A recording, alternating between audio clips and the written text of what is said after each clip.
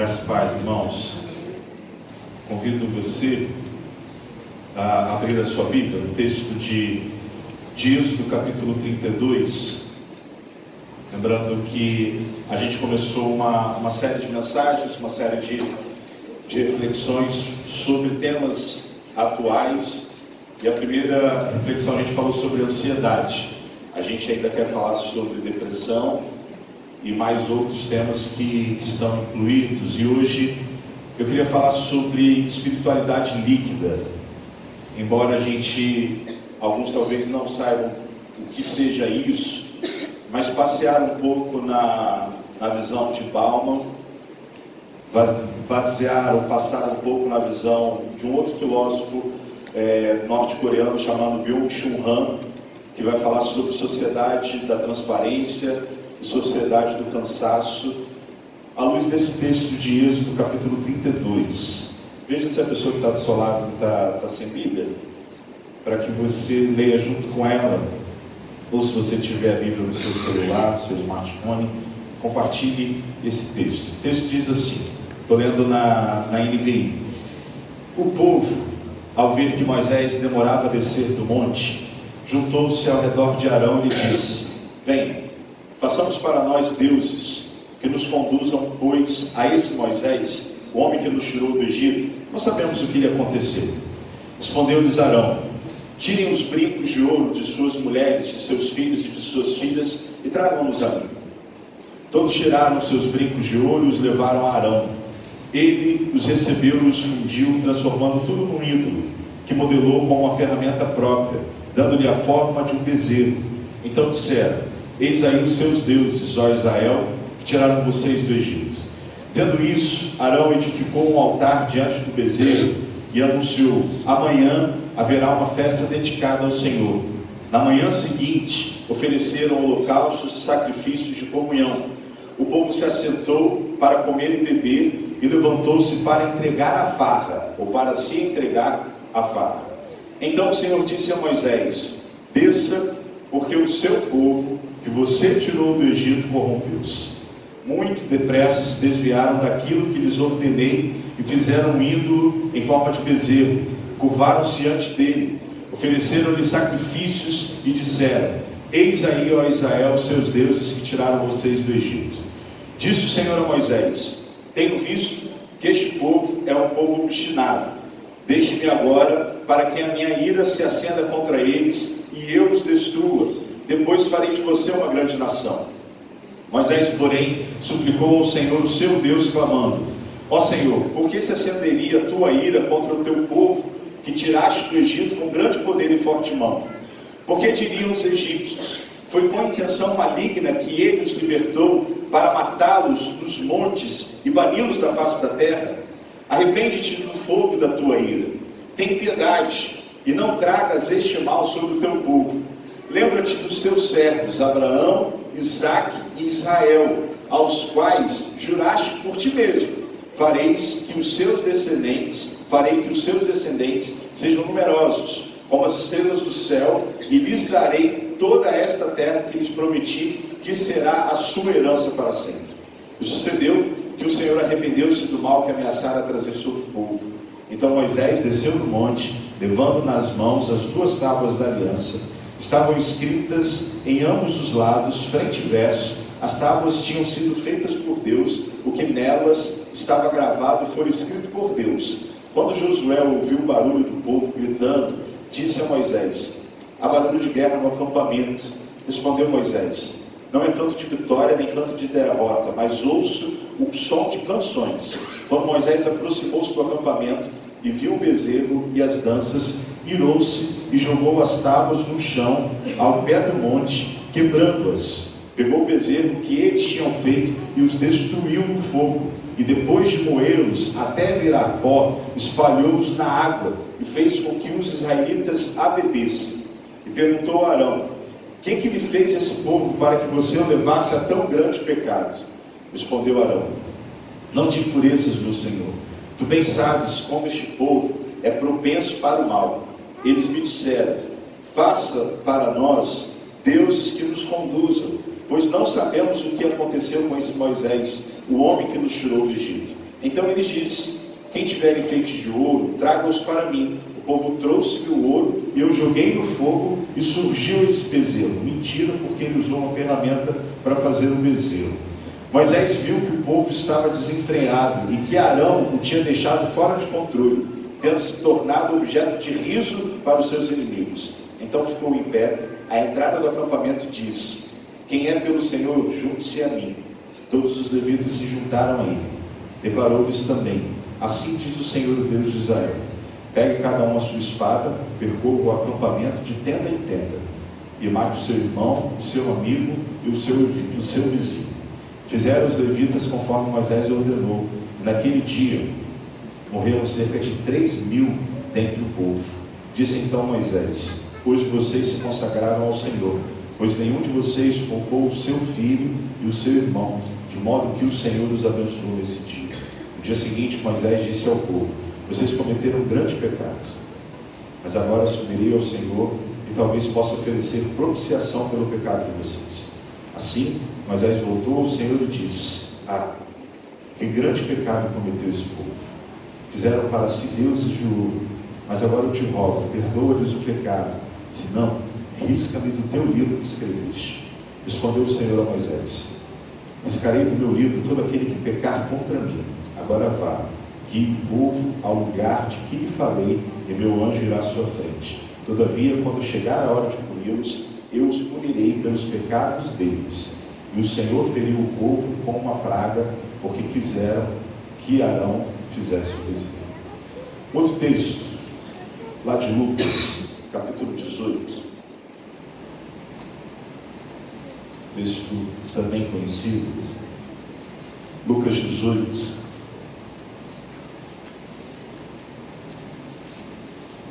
Versículo 9. Evangelho de Lucas, capítulo 18, a partir do versículo 9. O texto começa assim: alguns que confiavam em sua própria justiça e desprezavam os outros. Jesus contou essa parábola. 2 homens subiram ao templo para orar. Um era fariseu e o outro publicano. O fariseu, em pé, orava no íntimo: Deus, eu te agradeço, porque não sou como os outros homens, ladrões, corruptos, adúlteros, nem mesmo como este publicano. Jejuo 2 vezes por semana e dou o dízimo de tudo quanto ganho. Mas o publicano ficou à distância. Ele nem ousava olhar para o céu, mas batendo no peito dizia: Deus, tem misericórdia de mim, que sou pecador. Eu lhes digo que este homem, e não outro, foi para casa justificado diante de Deus, pois quem se exalta será humilhado, e quem se humilha será exaltado. Esses são os 2 textos que eu separei para a gente tratar sobre essa temática de espiritualidade líquida. Quem traz esse tema à luz da sociologia é um sociólogo que já morreu, polonês, chamado Zygmunt Bauman.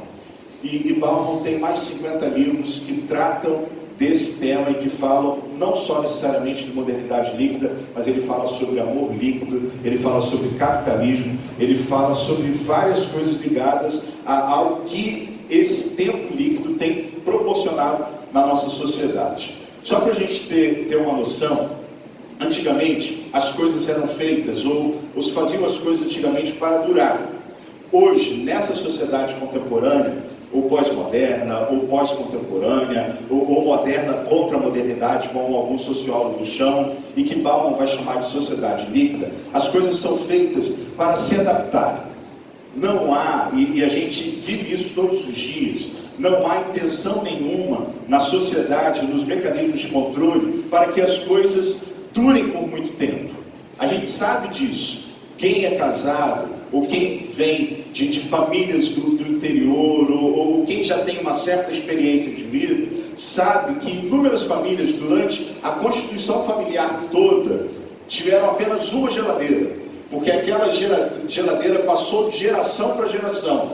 Era da bisavó, que passou para a avó, que passou para a mãe, e que quando chega para a filha não quer mais aquela geladeira, porque quer comprar uma geladeira nova. Só que as coisas de hoje duram 5, 10 anos no máximo, e já está impregnado na nossa mente que não vale a pena a gente mandar para uma assistência técnica, porque mandar para uma assistência técnica, às vezes, sai mais caro, ou sai praticamente o mesmo preço que comprar uma coisa nova. Se o seu celular cair no chão e a tela do seu celular trincar, automaticamente você pensa o quê? Vale mais a pena comprar um celular novo do que trocar o celular, porque só a tela de um celular vai ser uns 300, 400 reais, dependendo do seu celular. Se não for iPhone, não for esses top da vida, vale muito mais a pena você comprar um novo do que trocar a tela. Por quê? Porque nessa sociedade líquida, segundo Zygmunt Bauman, a ideia é que as coisas não sejam feitas para durar. Tudo precisa de um novo mecanismo, tudo precisa de um novo estímulo, tudo precisa ser feito rapidamente, porque as pessoas de hoje precisam de coisas novas, de novos estímulos, de novos objetos, de novos lançamentos, porque a gente fica enfadado, porque a gente fica cansado, porque a gente precisa de coisas novas o tempo todo. Isso não apenas nos objetos, mas principalmente até mesmo nas nossas relações. E aí Bauman, um outro livro chamado Amor Líquido, vai dizer que as relações de hoje se transformaram em relações líquidas. Aquele amor que a gente sempre disse que seria para todo sempre, que até a morte nos separe, que a gente viva bem velhinho até o final da nossa vida, segundo Bauman, hoje em dia, a nossa percepção e a nossa ideia de vida, talvez fomentado por todo esse mecanismo de controle, é que a gente de tempos em tempos procura ou quer um novo amor. A ideia de permanecer casado, a ideia de manter o casamento, é muito mais difícil hoje em dia. É muito mais fácil a gente trabalhar a ideia do divórcio do que manter o casamento. Segundo Bauman, talvez influenciado por essa ideia de amor líquido, e aí ele cita algumas coisas, algumas consequências dessa sociedade líquida de hoje, e ele diz que há uma busca desenfreada pelo corpo ideal, e a gente sabe disso. O Brasil hoje, em termos de venda de cosméticos perde apenas para os Estados Unidos, e não apenas as mulheres, mas há homens que estão nisso também.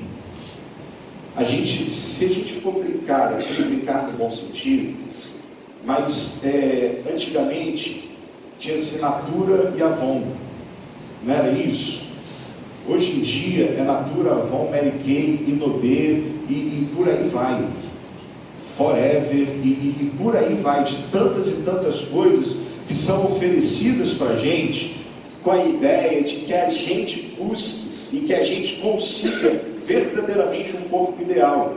Mulheres que gastam 300 mil reais para modelar o seu corpo, e mulheres que morrem em centros, não é nem centros cirúrgicos, mas são em clínicas clandestinas, feitas por médicos que não se especializaram para fazer isso, justamente, como o Bauman vai dizer, por essa busca do corpo ideal.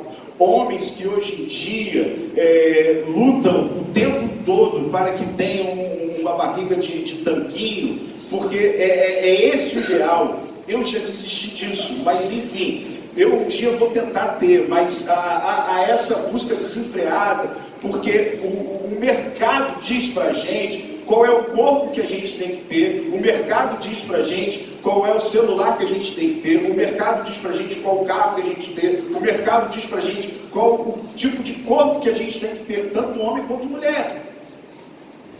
Como é bacana hoje em dia a valorização das mulheres negras com relação à aceitação do seu cabelo. Porque antigamente era padronizado, tinha que passar escova, tinha que passar chapinha, e hoje não.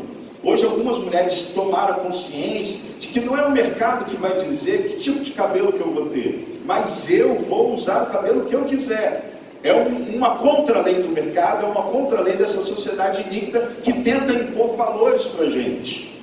Bauman ainda vai falar que alguma dessas consequências é o culto às celebridades. A gente lembra desde os anos 2000, quando começou com a Casa dos Artistas. Lembram disso? Ou vocês não viram? SBT. E aí logo depois da Casa dos Artistas, começou a primeira edição do Big Brother. E sempre o Big Brother lançava esse culto às celebridades. e depois veio a Fazenda e por aí.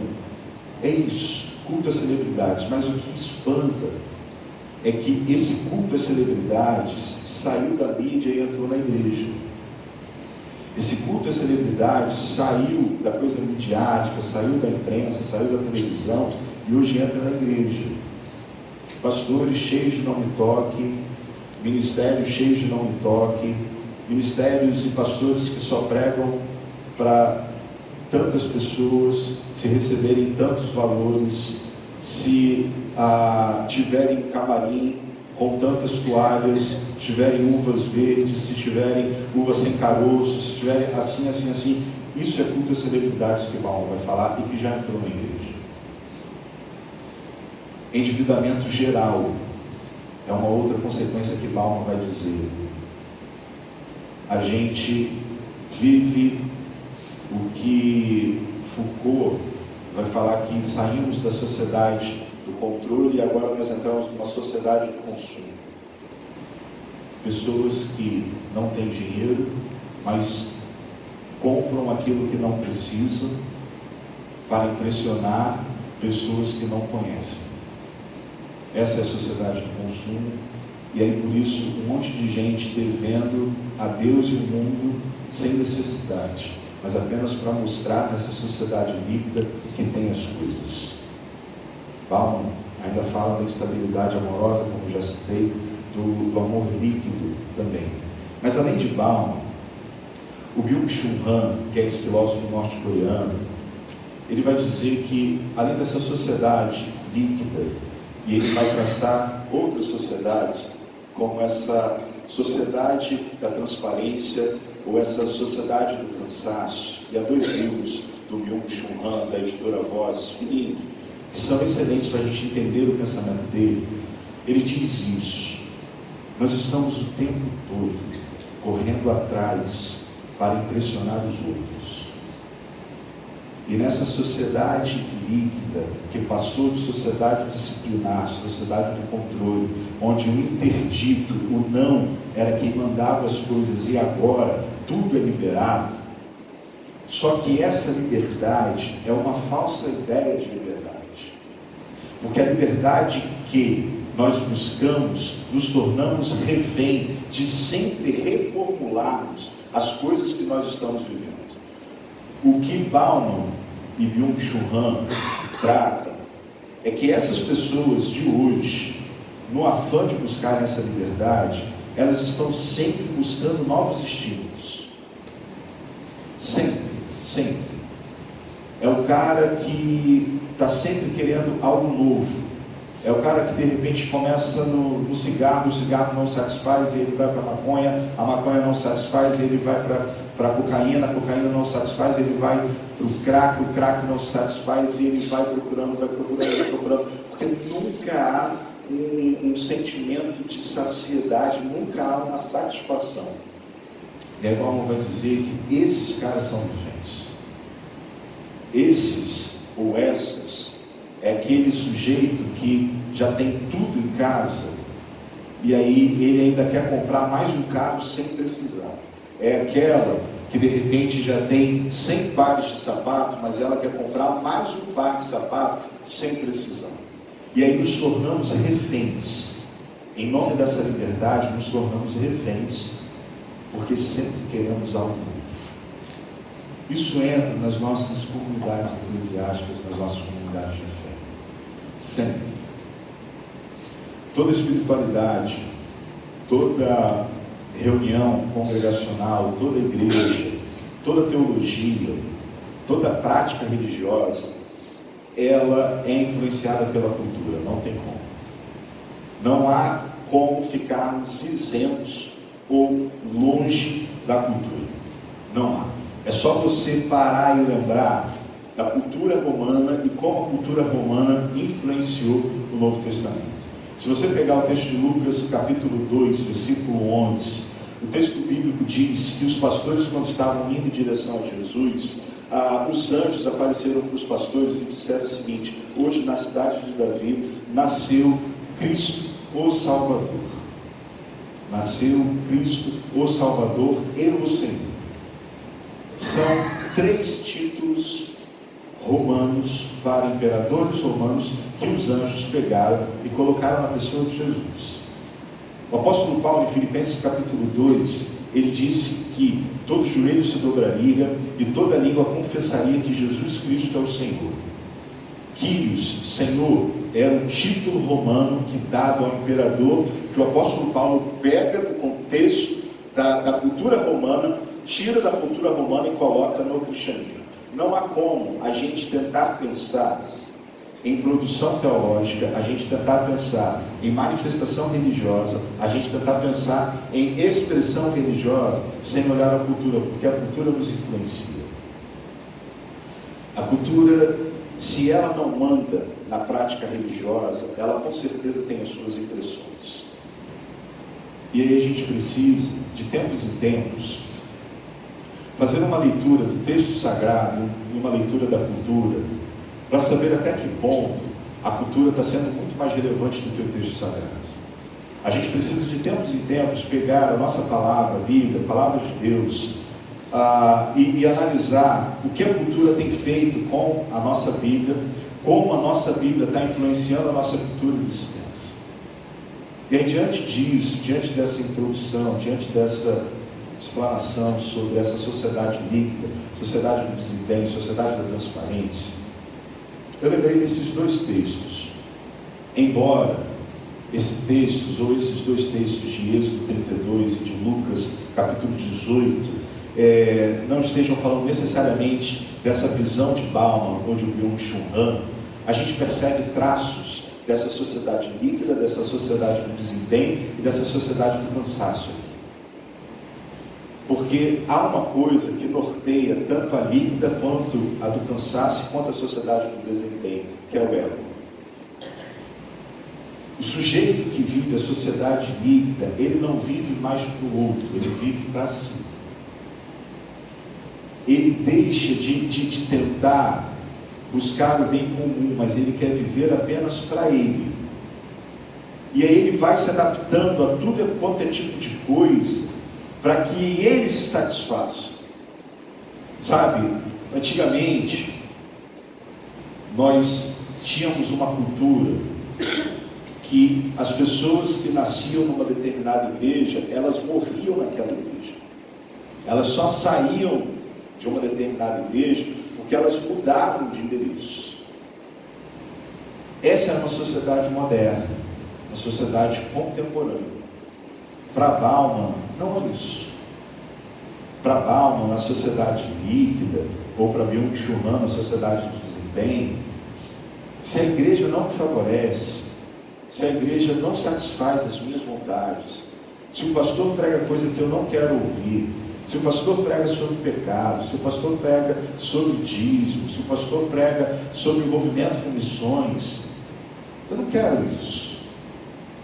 Eu quero uma igreja que, no fundo, seguindo a ótica e a ética líquida, eu quero uma igreja que me satisfaça.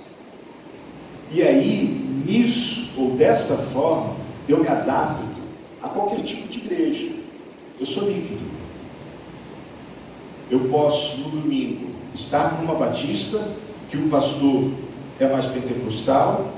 Eu posso, na segunda, estar numa reunião dos empresários, numa igreja neopentecostal, porque eu sou empresário. Eu posso, na terça, estar numa reunião de homens, para aprender a ser um homem de valor. Eu posso, na quarta, estar num congresso de homens, numa igreja ultra neopentecostal. Eu posso, na quinta, estar de repente numa mesquita, ouvindo sobre ensinamentos do Messias que eles tanto aguardam. Eu posso, na sexta, estar numa igreja, eu não vou dizer o nome, mas numa igreja quebrando todo tipo de corrente de maldição. E se for sexta-feira 13, então, melhor ainda estar nessa igreja. Eu posso, no sábado, voltar para um jejum o dia inteiro, subir o monte, e aí no sábado eu volto de novo para a minha igreja. Pessoas líquidas, pessoas que, se a gente pudesse dizer, são pessoas que são metamorfoses ambulantes, se adaptam a tudo quanto é tipo de coisa, não há uma solidez, não há uma coisa móvel. Sabe, gente que tem que ouvir o Marlon no domingo, aí na segunda ouve o pastor do stand-up pelo vídeo, pelo YouTube, aí na terça ouve a irmã fulana de tal, aí na quarta vai, pena de você que chega no domingo, você tem que me ouvir de novo, pena, mas é gente que está assim, ora está aqui numa determinada igreja, ora está aqui em outra, mas você pergunta: o que você crê? O que você acredita? Não sei. O que você pensa sobre Jesus? Não sei. Aí cita Cânticos. Ele é o alfa, o ômega, mas não sabe nem que isso está na Bíblia, mas vai citando Cânticos. Pessoas líquidas que vivem espiritualidades líquidas. Pessoas que transitam em vários tipos de caminhos de fé, mas que não têm substância, que não têm estabilidade. Essas são as pessoas espiritualmente líquidas. Esse texto, que é o texto de Êxodo 32, mostra talvez uma geração, o início de uma geração líquida, uma geração que voltou-se apenas para ela. Cadê Moisés? Moisés está demorando. Arão, mostrar para a gente um bezerro. O que me espanta é que o povo às vezes pode até ser enganado, o povo às vezes pode até ser levado por todo tipo de doutrina, todo tipo de vento de doutrina, mas o que espanta aqui nesse texto é que Arão era líder. Deus usou Arão porque Moisés era gado. Deus sabia, ou melhor, Arão sabia quem era Deus. Arão sabia que não tinha sido um bezerro de ouro. E aí lá no versículo 4, o texto diz assim: então disseram: eis aí os seus deuses, ó Israel, que tiraram vocês do Egito. Arão sabia que não tinha sido um bezerro de ouro. Arão sabia que era o eu sou que sou, que tinha tirado o povo do Egito. Arão sabia que era Deus, ou que tinha sido Deus, que tinha manifestado as 10 pragas do Egito para libertar o povo. Arão sabia que tinha sido Deus, que tinha mandado maná. Arão sabia que tinha sido Deus que tinha feito com que água saísse da rocha. Arão sabia que tinha sido Deus que tinha transformado águas amargas em águas doces. Arão sabia. Só que Arão consegue, no momento em que o povo está perdido, falando o seguinte: a gente precisa saber, a gente precisa fazer alguma coisa, porque Moisés está lá em cima, não desce, e a gente está aqui perdido. Era o momento de Arão chegar e falar o seguinte: gente, espera um pouco, porque Moisés vai voltar, e se ele não voltar, a gente vai continuar a caminhada. Não era para Arão favorecer os desejos dessa sociedade líquida, não era para Arão satisfazer as vontades dessas pessoas, nem muito menos não era para Arão pedir que as pessoas trouxessem então o ouro, os brincos de ouro das mulheres, dos filhos e das filhas, e montar esse bezerro de ouro. Nem muito menos era para Arão, quando foi chamado a atenção por Moisés, mentir, dizendo que jogou no fogo e saiu aquilo dali. Arão é essa representação de líderes que alimentam essa espiritualidade líquida, deturpando e vendendo a imagem de um falso Deus.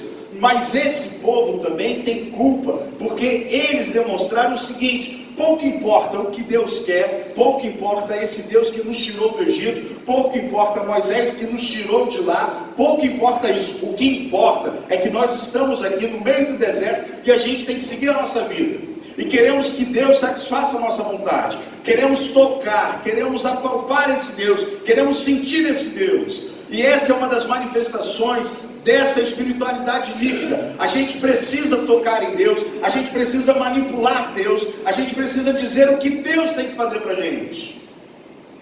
Na sociedade líquida, nós nos transformamos, ou melhor, na espiritualidade líquida, nós nos transformamos em Deus. Nós construímos os nossos bezerros, nós decidimos como Deus deve ser feito e como Deus deve agir sobre nós. Na espiritualidade líquida, a gente não espera o mover de Deus. Na espiritualidade líquida, a gente não espera a orientação de Deus. Na espiritualidade líquida, a gente não traz à memória o que Deus já fez por nós. Na espiritualidade líquida, é o aqui e agora. Deus tem que satisfazer a minha vontade. Se Moisés está demorando como representante de Deus, vida que segue. Mas a gente vai continuar vivendo aqui e a gente precisa de algum ser divino para a gente continuar a nossa caminhada cristã. Ou melhor, a nossa caminhada aqui do povo do Antigo Testamento. Deus, pouco importa para esses que vivem uma espiritualidade líquida. Deus, na verdade, se torna um capacho. Deus, na verdade, se torna uma marionete. Dê que Deus vai te dar em dobro. Dê uma oferta que Deus vai fazer prosperar 30, 60, 90, 100 vezes mais. Dê, porque senão o gafanhoto vai entrar na sua casa e vai devorar tudo que você tem. Peça porque Deus vai te dar. Busque porque você vai encontrar. Essa sociedade líquida, ou essa espiritualidade líquida, é uma espiritualidade em que a gente, cada vez mais e mais, a gente esvazia aquilo de Deus que a gente tem e a gente enche cada vez mais e mais o nosso eu e a nossa vontade. Pulando lá para o texto de Lucas, esse é outro texto, Lucas 18.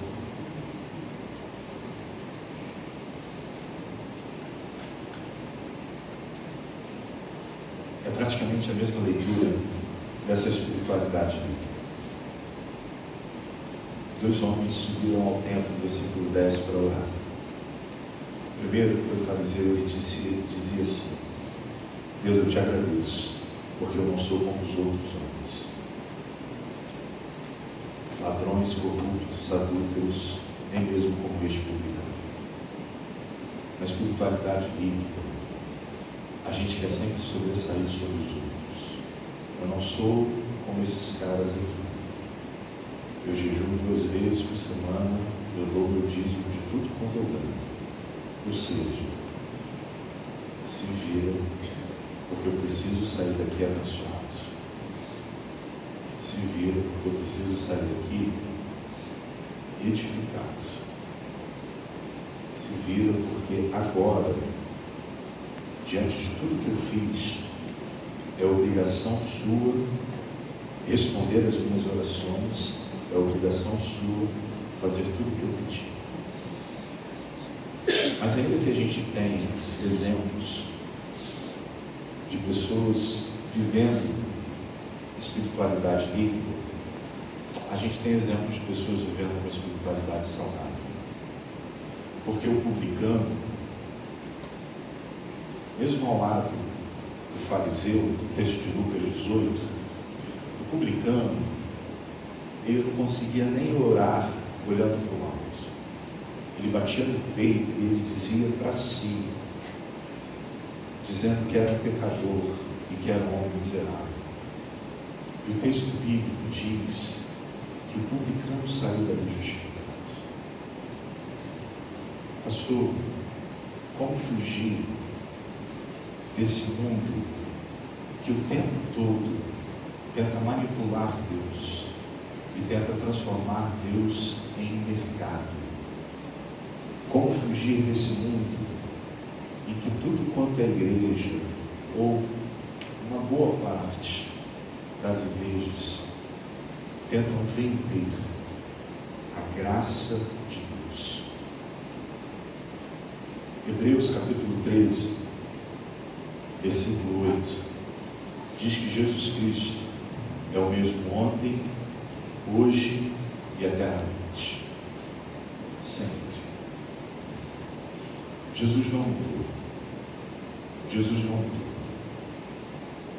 O que mudou foi a nossa forma de adorar. O que mudou, por incrível que pareça, por mais triste que seja, foi a forma como os cristãos hoje deturparam a sua visão sobre Deus.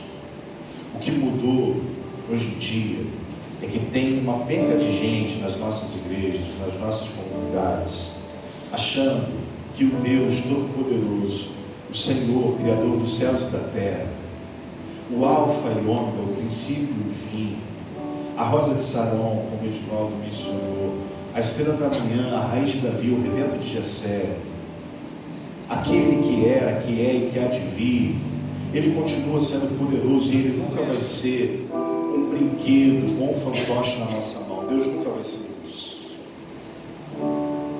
E para aqueles que entendem isso, para aqueles que compreendem isso, eles não se frustram no cristianismo.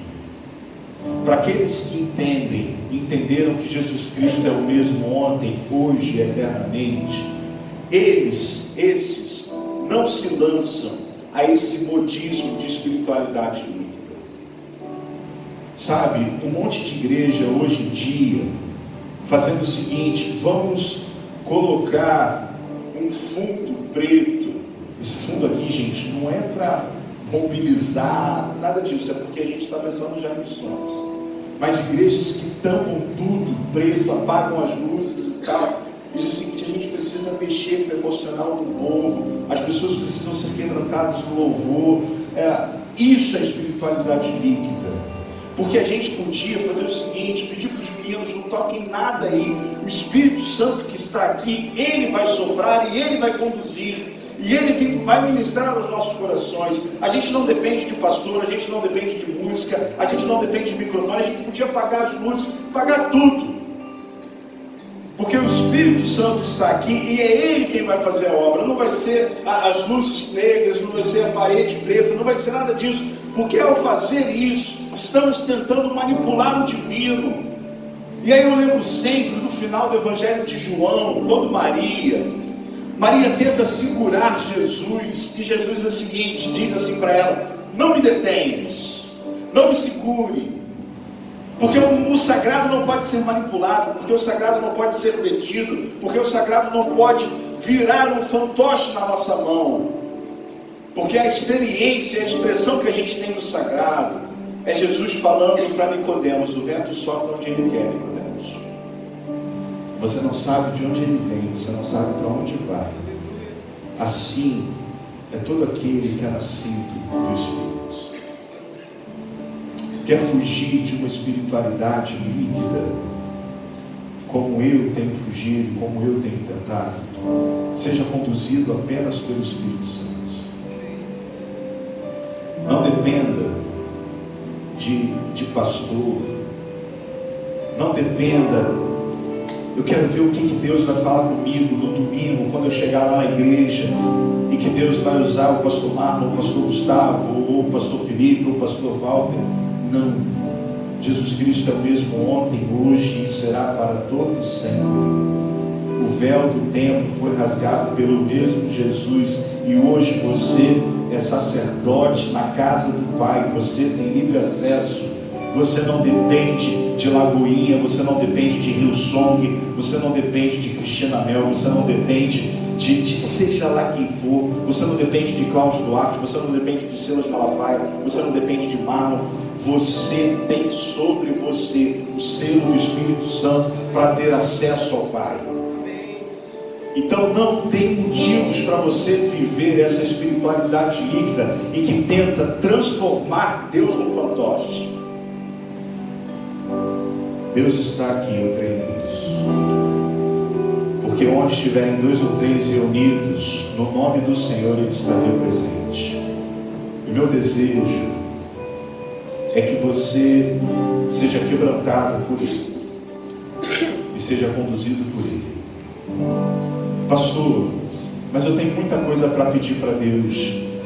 Jesus, quando foi ensinar a oração do Pai Nosso em Mateus capítulo 6, Ele disse assim: vai, entra no teu quarto, entra no teu quarto e o Pai que está em secreto, Ele te ouve, e Ele te recompensará.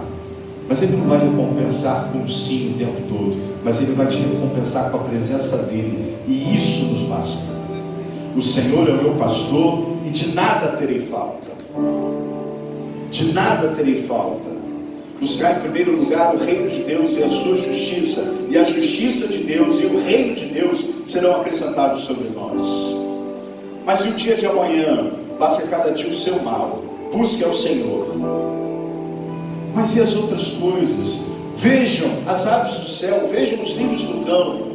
O Pai cuida, o Pai veste.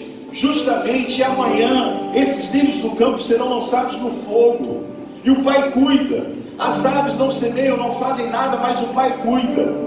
O que Jesus está tentando mostrar é que a gente não pode ser consumido por essa sociedade de consumo. A gente não pode ser levado por essa sociedade de consumo, em que Deus se torna mercadoria, e que a gente diz, Deus, o Senhor tem que me dar. Não, tudo que Deus faz por nós é graça sobre graça, não é mérito. Se Deus te curar, é graça sobre graça. Se Deus não te curar, é graça sobre graça. Mas repousa sobre você o amor de Deus, porque nem a morte, nem a vida, nada nem ninguém pode separar você do amor de Deus.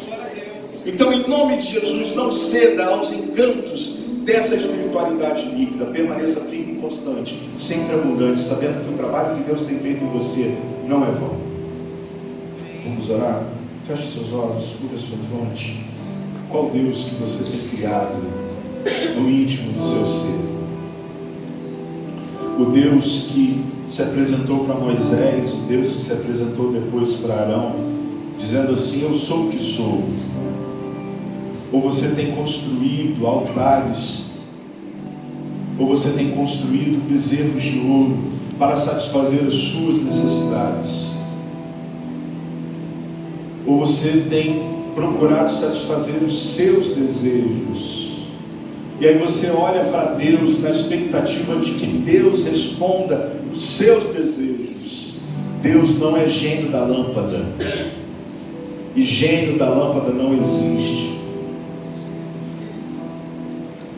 Deus não é marionete para você tentar manipulá-lo o tempo todo. Oh Deus, eu estou sendo tão bonzinho, eu já dei as minhas ofertas de missões. Oh Deus, eu tenho vindo na igreja todos os domingos, eu tenho dado meu dízimo. Oh Deus, eu tenho ajudado a cantina, eu estou ajudando no retiro dos adolescentes, eu estou ajudando no retiro das mulheres. Se você faz isso para impressionar Deus, você está vivendo um Deus errado. Não é o Deus da Bíblia, não é o Deus da graça, não é o Deus do Evangelho. Por isso, nessa noite, em nome de Jesus, seja quebrantado pelo Espírito Santo. Senhor, muitas vezes tentamos transformá-lo num fantoche, muitas vezes queremos transformá-lo num Deus segundo as nossas ideias, convicções e desejos. Perdoa-nos, Pai, porque muitas vezes construímos bezerros de ouro, achando que o Senhor pode fazer tudo aquilo que nós quisermos. Poder o Senhor tem, mas eu louvo o teu nome, porque o Senhor nem sempre faz aquilo que a gente quer, mas o Senhor faz aquilo que lhe apraz. E eu te louvo porque a tua vontade é boa, perfeita e agradável. Eu te louvo porque o Senhor não se submete a nenhum poderio humano. O teu nome é maior do que qualquer outro nome. O teu poder é incomparável. A tua majestade é infinita. O Senhor é de eternidade a eternidade. Antes que o mundo fosse, o Senhor já era. E obrigado porque o Senhor foi, o Senhor é e será para todos sempre. Por isso, Deus, louvamos o teu nome nessa noite e pedimos que o Senhor retire dos nossos corações qualquer tentativa de sermos como Arão, ou qualquer tentativa de sermos como o povo no deserto, ou até mesmo de sermos como fariseu, que sejamos como publicano, apenas dizendo quem nós somos. Somos falhos, somos pecadores, somos pessoas más, somos perversos, somos maliciosos, mas graças a Deus, o o teu amor nos alcançou e hoje somos novas criaturas em Cristo Jesus. Continua, Senhor, conosco. Em nome de Jesus. Amém, Senhor.